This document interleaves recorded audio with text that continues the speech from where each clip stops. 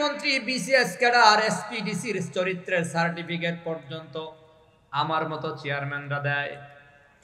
আমার এলাকার এমপি সাহেবের সনদ, চারিত্রিক সনদপত্র আমার স্বাক্ষর দেওয়া হয়, মানে আমি লিখি অমুক অমুক বাবা, মায়ের নাম এই, গ্রাম এই, তার চরিত্র ভালো, সে রাষ্ট্রবিরোধী কোনো কাজ করে না। চেয়ারম্যানদের সার্টিফিকেট দিয়া প্রমাণ হয় না তার চরিত্র ভালো। আর আপনার আমার নবীর চরিত্রের ব্যাপারে সরাসরি আল্লাহ তাআলা কোরআনের ভেতরে সার্টিফিকেট বয়ান করেছে।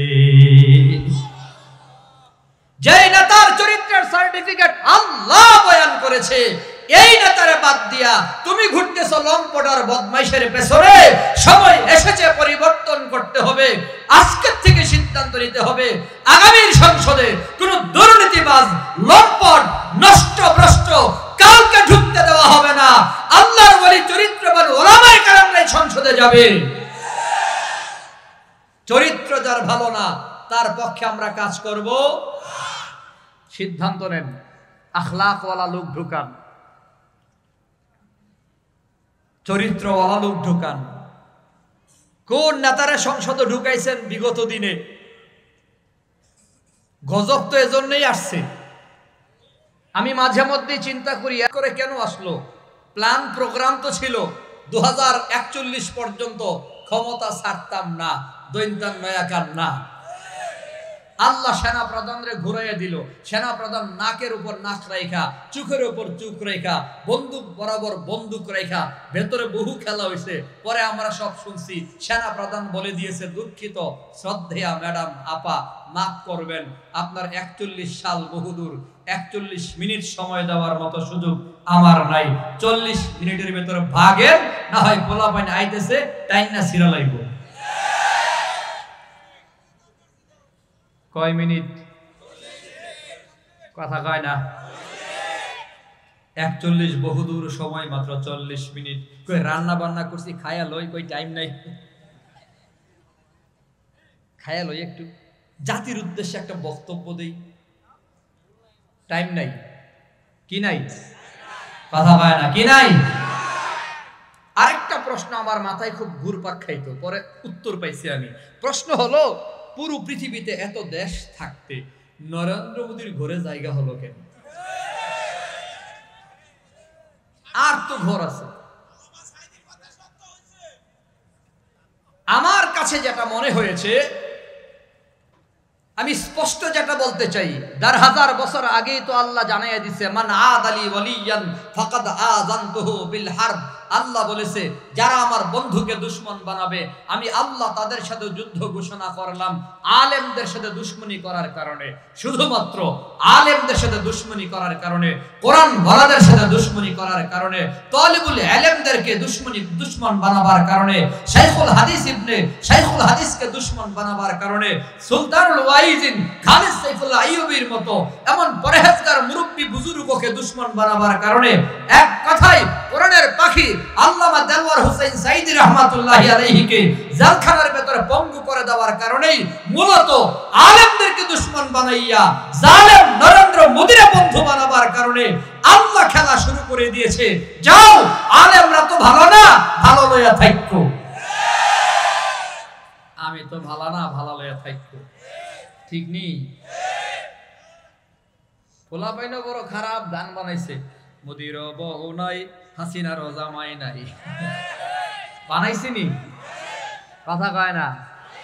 এই দুইজনের মধ্যে বিয়া কি জায়েজ? একজন হিন্দু আর একজন মুসলমান। হ্যাঁ, তবে নরেন্দ্র মোদী দাদাই যদি আমাদের আপার পাগল হইয়া কালিমা পড়া মুসলমান হয়ে যায়, তাইলে আমরাও আলহামদুলিল্লাহ। আল্লাহ আমাদের হেফাজত করেন, সবাই বলি আমিন। বলতেছিলাম, আপনার আমার নবীর আখলাক চরিত্রের ব্যাপারে সার্টিফিকেট আল্লাহ কোরআনে বয়ান করেছেন। জোরে কোন সুবহানাল্লাহ। নুন ওয়াল কলামি ওয়া মা ইয়াসতুরুন মা আনতা বিনি'মাতি রাব্বিকা বিমাজনুন ওয়া ইন্না লাকা লাআজরান গায়রা মামনুন ওয়া ইন্নাকা লাআলা খুলুকিন আযীম। আল্লাহ তাআলা বলে নুন, যার অর্থ দুনিয়ার কারো জানা নাই। আল্লাহু আ'লামু বিমুরাদিহি, একমাত্র এর অর্থ আল্লাহ জানে। জোরে বলেন কে? আলিফ লাম মিম, এর অর্থ জানেন একমাত্র কে? নুন, এর অর্থ আল্লাহ জানে। এরপরে আল্লাহ বলে ওয়াল কলামি ওয়া মা ইয়াসতুরুন, কলমের কসম, কলমের লেখার কসম। মুফাসসিরিনে কেরাম বলে আল্লাহ তাআলার বলা কসম খাওয়ার ভেতরে সবচেয়ে দামি কসম হলো এই দুই কসম, কলমের কসম, কলমের লেখার কসম। এরপরে আল্লাহ বলে মা আনতা বিনি'মাতি রাব্বিকা বিমাজনুন, নবী গো আপনি আল্লাহর অনুগ্রহে পাগল না, আপনার জন্য অনিঃশেষ নিয়ামত পুরস্কার রয়েছে। এরপরে আল্লাহ তাআলা সার্টিফিকেট বয়ান করে ওয়া ইন্নাকা লাআলা খুলুকিন আযীম, নিশ্চয় নবী আপনি হলেন আখলাকে আযীমা ওয়ালা, সর্বোত্তম চরিত্রের অধিকারী। বলেন সুবহানাল্লাহ। আপনার আমার নবী হলেন আখলাকে আযীমা ওয়ালা, আখলাকে আযীম। আরে খুলুকে আযীম, আখলাকে আযীমা কারে বলে? আখলাকে আযীমা ওয়ালা নবীর বৈশিষ্ট্য হলো 63 বছর জীবনে কাউরে গালি দেয় নাই।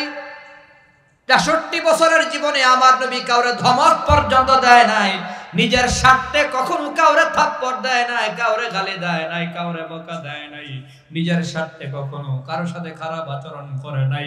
63 বছর কাটায়া দিলেন। আনাস ইবনে মালিক রাদিয়াল্লাহু আনহু বলে খাদামতুন নাবিয়্যা সাল্লাল্লাহু আলাইহি ওয়াসাল্লাম 10 সিনিন, 10 বছর নবীর খেদমত করেছি। লা ক্বালা লি উফিন, 10 বছরে একদিনও নবী উফ শব্দ করে নাই। অর্থাৎ 63 বছরের জীবনে আমার নবী কখনো কাউরে ব্যক্তিগত স্বার্থে কখনো ধমক পর্যন্ত দেয় নাই। জোরে বলেন সুবহানাল্লাহ। ধমকও দিছে না নবী, ধমকও দেয়নি। আর আজকে তুমি দাওয়াতের সাথী দাবি কইরা সেই নবীর উম্মত হইয়া নবীওয়ালা কাজের দাবি কইরা সেই নবীর নবীওয়ালা কাজ করো, এই কাজের সাথী দাবি কইরা রাতের আধারে রামদানিয়া ছুরি চাক্কু নিয়া টঙ্গীর ময়দানে নিরীহ সাথীদের উপর হামলা করে 3 জনকে শহীদ করে দিলা, অর্ধশত সাথীকে হাসপাতালে ভর্তি করে দিলা। কখনো তোমরা তবলিগের সাথী হতে পারো না। সন্ত্রাসী কাজের দ্বারা প্রমাণ করেছো তোমরা সন্ত্রাস লীগের সদস্য। তোমরা তাবলিগ না, তোমরা সন্ত্রাস লীগ। তবলিগের সাথীর এমন হওয়ার কথা না। উদউ ইলা সাবিলি রাব্বিকা বিল হিকমাতি ওয়াল মাউইজাতিল হাসানাহ, দাওয়াত দেওয়ার পদ্ধতি হলো কোরআন সুন্নাহর মাধ্যমে এবং সুন্দর সুন্দর কথার দ্বারা দাওয়াত দেবে। আখলাকে আযীমা ওয়ালা নবীও দাওয়াত দিছে। কিভাবে দাওয়াত দিছে দেখো। এই নবীর উম্মত, আখলাকে আযীমা ওয়ালা নবী, আপনার আমার কলিজার টুকরা নবী তায়েফের ময়দানে কালিমার দাওয়াত নিয়ে হাজির। ইয়া আইয়ুহান নাস কুলু লা ইলাহা ইল্লাল্লাহ তুফলিহুন। আপনার আমার নবী দাওয়াত দিতেছে কালিমা বলা হয়ে যাও, জান্নাত পেয়ে যাও, কামিয়াব হয়ে যাও। তায়েফের ময়দানে নবী দাওয়াত দেয়। ইতিহাস আমরা সকলে জানি, কাফের বেঈমানের বাচ্চারা নবীরে পাথর মারতে শুরু করলো। পাথর গুলাও তো সুজা সাপটা কোনো পাথর না, ধারালো পাথর, কোনাইসা কানাইসা পাথর, ধারালো পাথর। যায়েদ রাদিয়াল্লাহু তাআলা আনহু নবীর সাথে আছিলেন। যায়েদ রাদিয়াল্লাহু আনহু বলে পাথরগুলো নবীর গায়ে যায়, নবীর পাঞ্জাবি ছিদ্র করে ফেলে। এরপরে চামড়া মোবারক ছিদ্র হয়ে, গোশত ছিদ্র হয়ে, গায়ের ভিতর পাথর লাগা থাকে। আমি যায়েদ আঙ্গুল দিয়া গোতা দিয়া পাথর বের করি।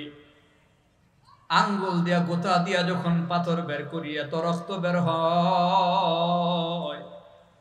আমার আপনার নবী একবার নয়, 2 বার নয়, 3 বার মাটিতে অজ্ঞান হয়ে পড়ে যায়। আপনার আমার নবী অজ্ঞান হয়ে মাটিতে পড়ে যায়। আমার নবী জ্ঞান ফিরে আসার পরে চিৎকার মাইরা আল্লাহরে কয়, আল্লাহ গো জায়গায় আমারে পাঠিয়ে দিছো, কাদের মধ্যে কোন ধরনের লোকের মাঝে আমারে পাঠিয়ে দিছো। এরা পাথর মেরে মেরে মেরে মেরে আমাকে শেষ করে দিতেছে। ও মুসলমান নবীর উম্মতরা শোনো, আপনার আবার নবী যখন তাইফের ময়দানে চিল্লি মাইরা আল্লাহর ডাক দিছিল, আসমানের সকল ফেরেশতা একসাথে চিৎকার মাইরা আল্লাহর ডাক দিছিল। আসমানের সকল ফেরেশতা দুইবার আল্লাহর ডাক দিছে চিৎকার দিয়া। দুইবার সব ফেরেশতা এট এ টাইমে এক সময় আল্লাহর চিৎকার মাইরা ডাক দিছিল।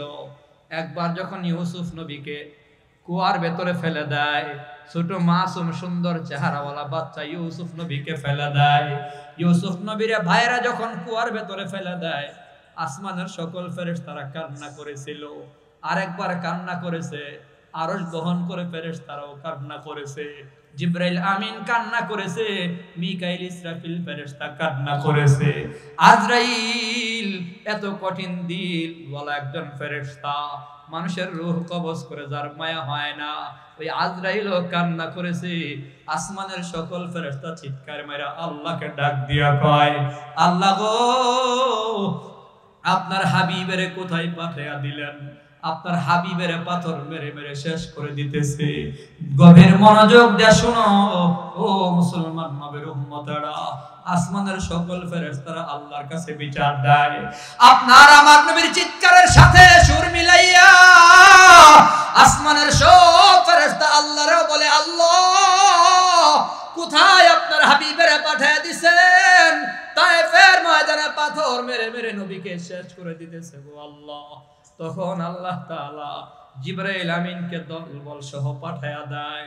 আল্লাহ বলে, জিবরাইল আমার বন্ধুরে জিজ্ঞাসা কইরো, আমার বন্ধু যদি অনুমতি দেয় তায়েফের বেঈমানদের মাটির সাথে মিশায়া দিও। জিবরাইল আমিন আয়েশা নবীর অনুমতি চায়। ও নবী, আপনি যদি অনুমতি দেন, আল্লাহ বলছে তাদেরকে মাটির সাথে মিশায়া দেওয়ার লাগি। নবী গো, আপনার অনুমতি চাই। আপনার আমার নবী কয়, জিবরাইল আমি হলাম দাইয়ান ইলাল্লাহ, আল্লাহর পথে মানুষকে দাওয়াত দেওয়ার জন্য আসছি। আমি নবী পাল্টা আক্রমণ করার জন্য আসি নাই। আমি নবী আল্লাহর দরবার থেকে আল্লাহ আমারে পাঠায় নাই, আল্লাহ পাঠাইছে মানুষগুলাকে দাওয়াত দেওয়ার জন্য। আমি দাইয়ান ইলাল্লাহ, আল্লাহর পথে মানুষকে ডাকি। অতএব জিবরাইল, এদেরকে যদি ধ্বংস করে দেওয়া হয়, আমি নবী দাওয়াত নিয়ে কার কাছে যাবো? কারে আমি দাওয়াত দেব? আমি নবী এদের ধ্বংসের দোয়া করতে পারি না। আয় আল্লাহ, আমার নানা বাড়ির মানুষগুলোরে মাফ করিয়া দিও। আল্লাহ তাদেরকে হেদায়েত দিয়া দিও। আখলাকে আজিমা ওয়ালা নবীরে যখন মারতো, নবী পাল্টা দোয়া করত। আখলাকে আজিমা ওয়ালা নবীরে যখন গালি দিত, নবী পাল্টা দোয়া করত। কেউ যদি নবীর সাথে খারাপ ব্যবহার করেছে, আমার নবী আখলাকে আজিমা ওয়ালা নবী সর্বোত্তম ব্যবহার করেছে রে মিয়া।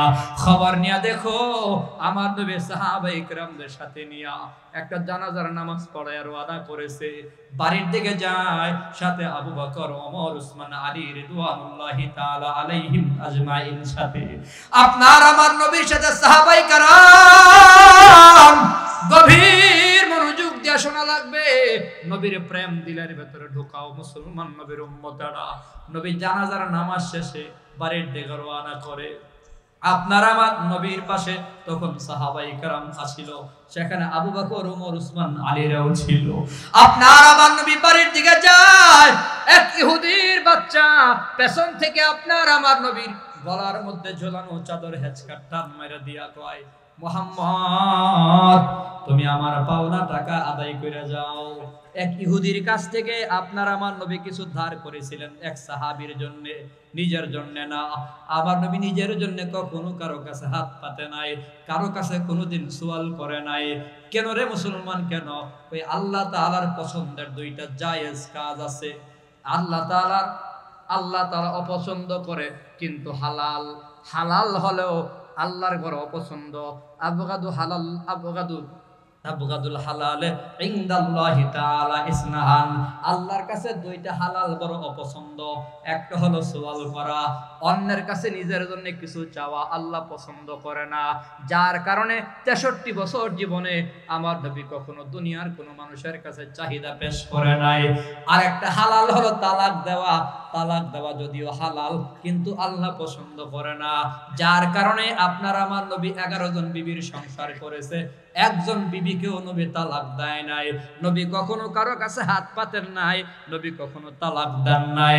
আপনার আমার নবী কখনো নিজের জন্য টাকা পয়সা কারো কাছে ধার নেয় নাই, কিন্তু এক ইহুদির কাছ থেকে একজন সাহাবীর জন্য কিছু টাকা ধার করেছিলেন। নির্ধারিত সময় ছিল, অমুক বারে তুমি তোমার টাকা নিয়ে যাবা। আপনার আমার নবী, ইহুদি যখন আমার নবীকে আটকায় দিছে, নবী বলে, ইহুদি তোমার সাথে আমার পাকাপোক্ত কথা ছিল, আগামীকাল তুমি তোমার টাকা বুঝা নিবা। ইহুদি কয়, মুহাম্মদ তোমার বংশের লোকদের ভালো করেই চিনি, তোমাদের কথাবার্তার ভেতরে কোনো মিল নাই।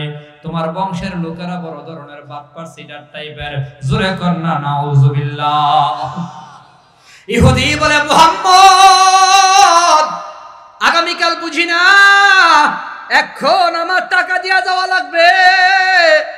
আপনার আমার নবীর পেছন থেকে যখন রুমাল টান দিছে, রুমাল যায় নবীর গলায় চাইবা গেলেন, জিহ্বা মোবারক প্রায় বের হয়ে গেল, চোখ থেকে পানি বের হয়ে গেছে, আমার নবীর চেহারা লাল বর্ণের হয়ে গেল। হযরত ওমর তরবারির খাপে হাত দিয়া কয়, নবী আপনি যদি অনুমতি দেন, ইহুদির বাচ্চার দেহ থেকে মাথাটা আলাদা করে দেব। ওমর তো ওমরই গরম হয়ে গেছে। আমার নবী কয়, ওমর কাজটা তুমি ভালো করো নাই, তুমি তো আমারেও বলতে পারতা, আরে আমার নবীর কথাবার্তা কেমন দেখো। ওমর তুমি তো আমারে বলতে পারতা, নবী ইহুদির টাকা দিয়া দেন, আর না হয় ইহুদিরে বলতে পারতা, ইহুদি নবীর সাথে বেয়াদবি না কইরা আদবের সাথেও তুমি তোমার টাকাগুলা চাইতে পারতা। ওমর ইহুদির টাকা বুঝে দাও, আর 32 কেজি খেজুর তারে বেশি দিয়া দিবা। হযরত ওমর জানবার চাইল, নবী পাওনা দিলাম ঠিক আছে, 32 কেজি খেজুর আবার অতিরিক্ত কেন দেব? নবী কয়, তুমি যে হুমকি দিছো তার দেহ থেকে মাথাটা আলাদা করে দিবা। তারে ভয় দেখাবার কারণে, হুমকি দেওয়ার কারণে আমি নবী তোমার উপর জরিমানা করলাম, 32 কেজি খেজুর তারে দিয়া দিবা।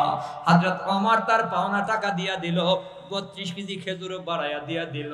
ইহুদি আবার হযরত ওমরকে জিজ্ঞাসা করে, ওমর বুঝলাম মুহাম্মদ আমার পাওনা আদায় করেছে, আজকে তো পাওনা আদায় করার কথা ছিল না। মুহাম্মদ মদিনার নেতা, সর্দার, বিচারক মুহাম্মদ নবী, আমরা ইহুদিরাও মুহাম্মদ নবীর বিচারক হিসেবে মাইনা নিছি। আমার মুহাম্মদ তো চাইলে আমার দেহ থেকে মাথাটা আলাদা করে দিতে পারতো, কিন্তু আমার পাওনা আদায় করলো। আরেকটা বিষয় বড় জানবার বিষয়, পাওনা আদায় করছে বুঝলাম, কিন্তু 32 কেজি খেজুর কেন দিল?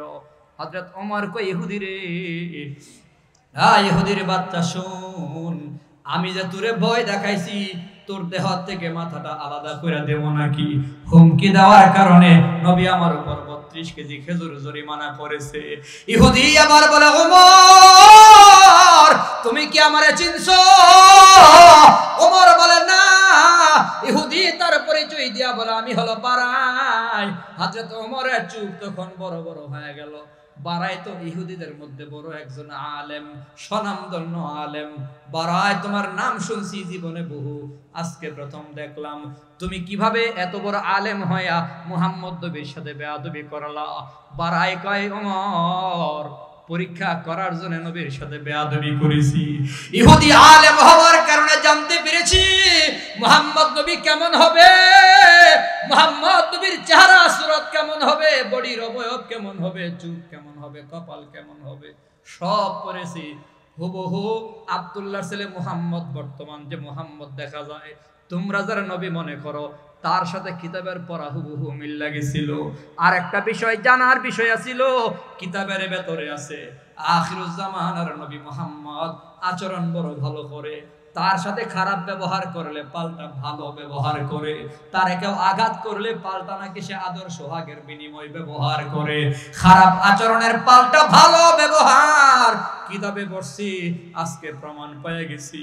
আমি মুহাম্মদের গলায় চাদর লাগাইয়া দিলাম, আমি মোহাম্মদ নবীর কষ্ট দিলাম, আমারে উল্টা সব দিয়া দিল, উল্টা আরো 32 কেজি খেজুরও বাড়াইয়া দিল।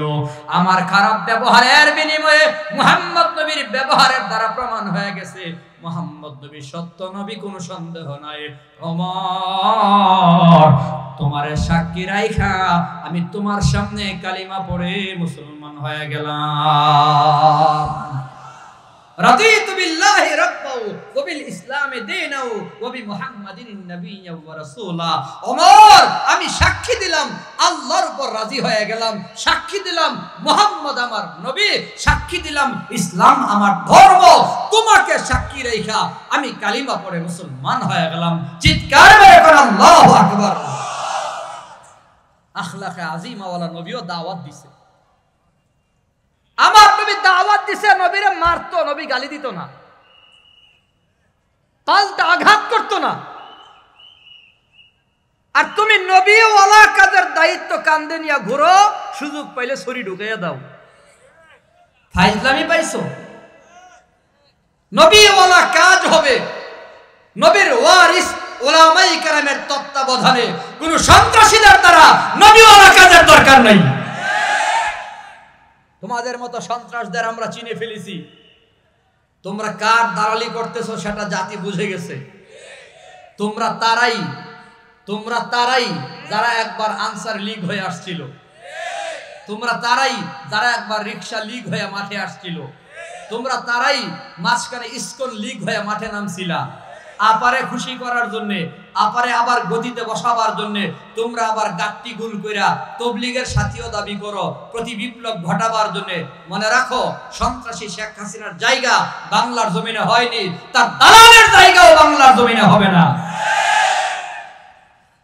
উপরের ভয় আমাদের দিলে নাই, উপর থেকে ভয় দেখায়। তার কাটার বেড়া সিরাবিরা বাম ব্রাহ্মণবাড়িয়া ঢুকে যাবো আগরতলায়, দেখছেন না? আগরতলায় খুব উৎপাত করছিল, ঢুকে যাইব। আমি দেখছি আবার সীমান্তে তার কাটার থেকে আরো প্রায় 600 মিটার দূরে আরেকটা তার কাটার বেড়া বানাইছে নিজেরা, বানায়া সেরা ঠেলাঢিলি করে আবার এপাশে নিজেদের বিএসএফ পুলিশ তার করায় রাখছে। আমরা দৌড় দেবো বাংলাদেশের দিকে ঢুকে যাইবার লাগি, তোরা কিন্তু আটকাইছে। কারণ যদি ব্রেক ফেল করে ঢুকে যাই ব্রাহ্মণবাড়িয়ায়, তো ব্রাহ্মণবাড়ির পোলাপান যেই খারাপের খারাপ কাশি লয়ে বয়ে রইছে, সব গোলারে মুসলমানি কইরা ছাইরা দিব। ব্রাহ্মণবাড়িয়া আলাদা একটা জিনিস, কথা কোন ঠিক কিনা? এখানে কোনো বেঈমানের ছাড় ছিল না, কখনো ছাড় পাবে না।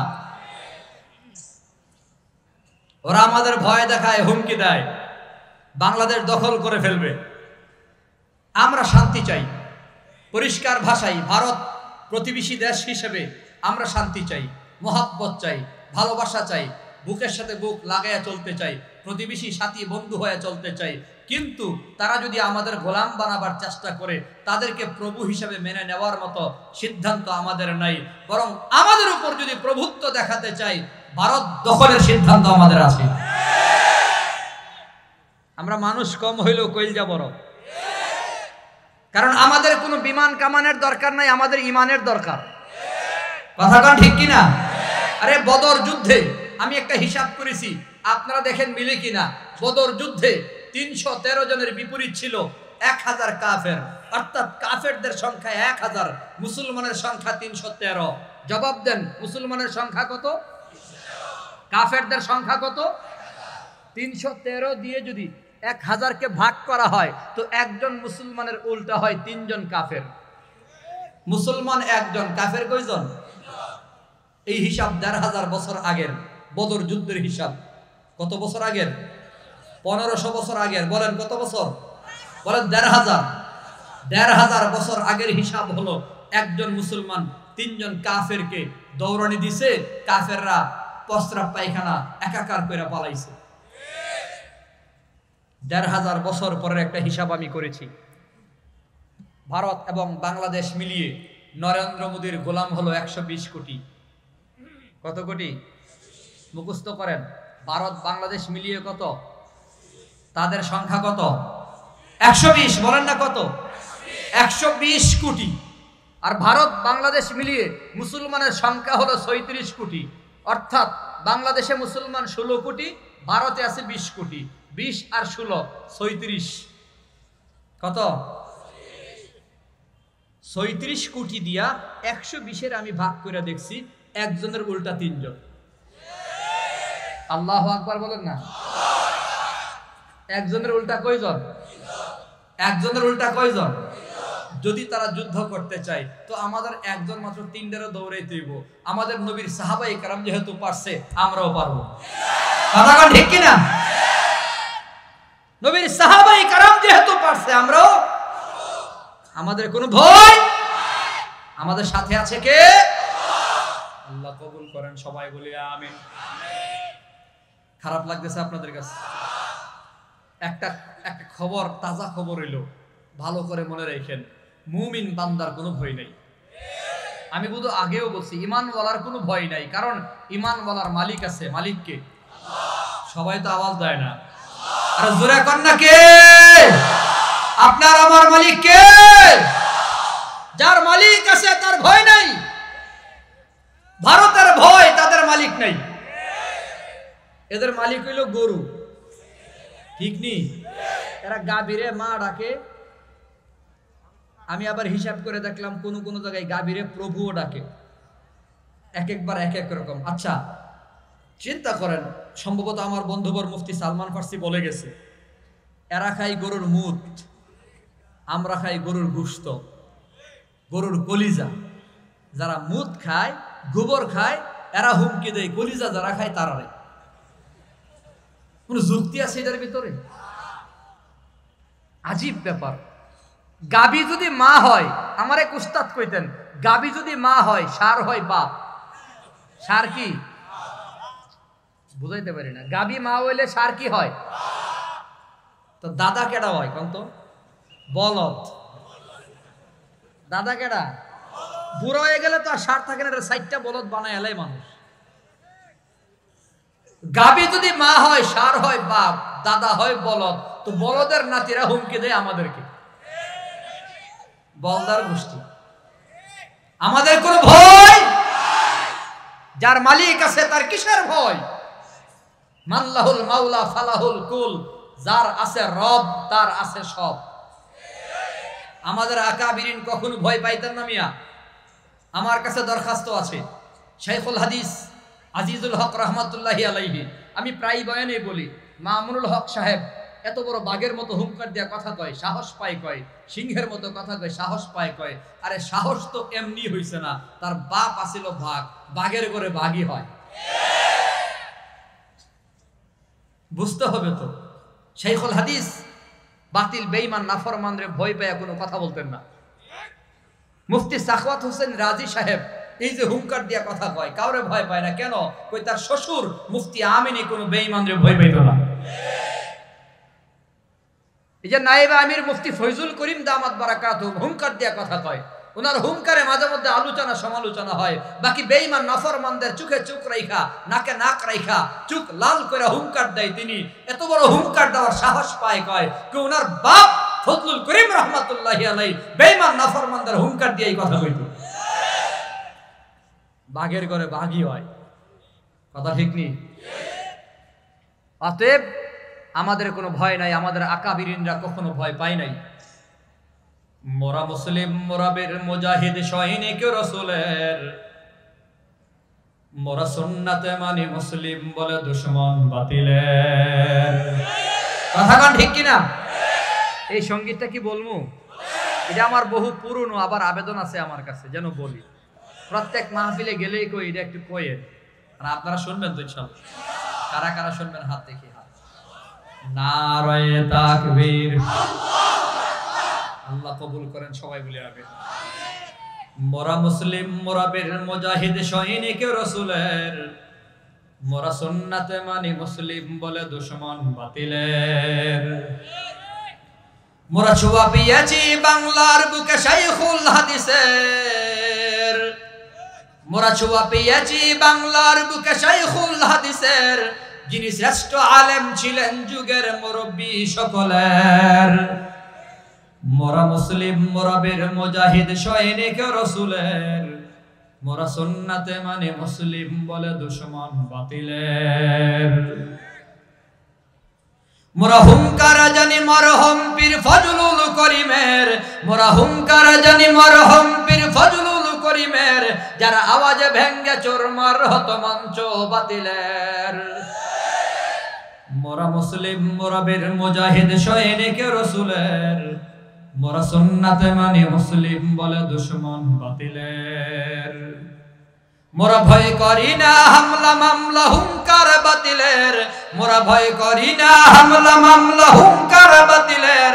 ওই সিংহ পুরুষ মুফতি আমিনী আকাবির আমাদের। মোরা মুসলিম, মোরা বীর মুজাহিদ সৈনিক রসুলের, মোরা সুন্নাতে মানি মুসলিম বলে দুশমন বাতিলের।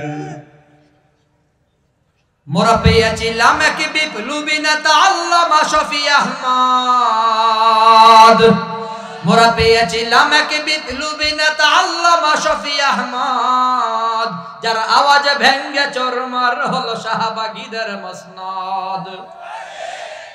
মোরা মুসলিম, মোরা বীর মুজাহিদ সৈনিক রসুলের, মোরা সুন্নাতে মানি মুসলিম বলে দুশমন বাতিলের। আমাদের কোনো ভয় জোরে বলেন, আমাদের সাথে আছে কে? যেটা বলতেছিলাম, মুসলমান যুবক বন্ধুরা, নবীর উম্মতের দল।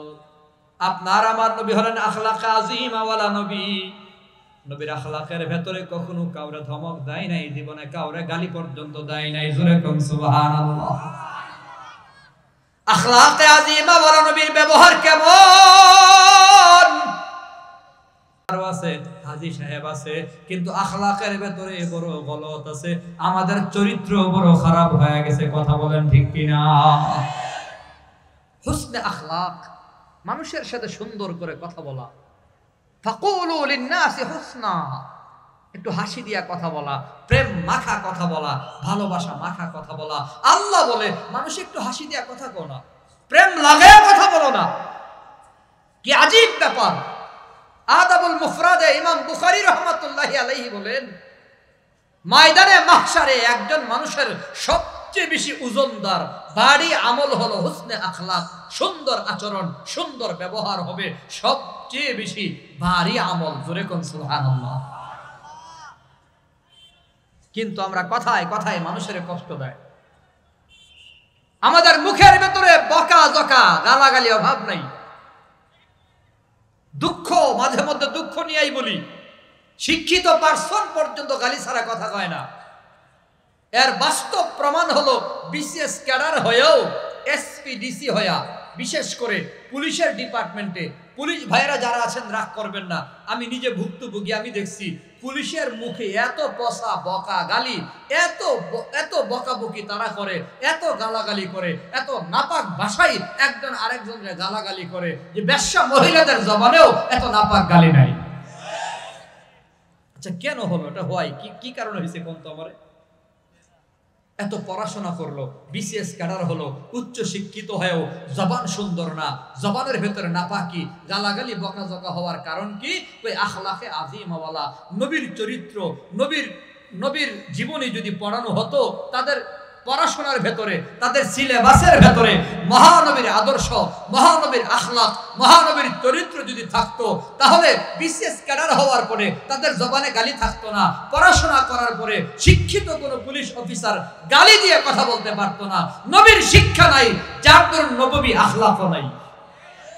এই জন্যে আমাদের শাইখুল হাদিস ইবনে শাইখুল হাদিস আল্লামা মামুনুল হকের একটি দাবি, চূড়ান্ত দাবি হলো, বাংলাদেশের নিম্ন মাধ্যমিক, উচ্চ মাধ্যমিক সহ বাংলাদেশের কলেজ ইউনিভার্সিটিতে প্রত্যেকটা শিক্ষা প্রতিষ্ঠানে প্রত্যেকটা ক্লাসে নবীর চরিত্রের সবক তাদেরকে শিক্ষাদান করাতে হবে। আমাদের সবচেয়ে যেখানে গলত সেটা হলো, আমাদের এক উস্তাদ ছিলেন বরেণ্য মুফাসসির আনসারী সাহেব রহমতুল্লাহি আলাইহি। তিনি সবসময় বলতেন, একটা চরিত্রের একটা মন্ত্রণালয় যদি গঠন করা হইতো, চারিত্রিক মন্ত্রণালয়, আরেকজন মন্ত্রী দরকার ছিল আখলাকওয়ালা মন্ত্রী। এমন আখলাকওয়ালা মন্ত্রণালয় যদি থাকতো, আখলাকওয়ালা মন্ত্রী যদি থাকতো, আমাদের আখলাক ভালো হতো। আল্লাহ তাআলা আমাদেরকে নবীওয়ালা আখলাকি হওয়ার তৌফিক দেন। সবাই বলি আমিন।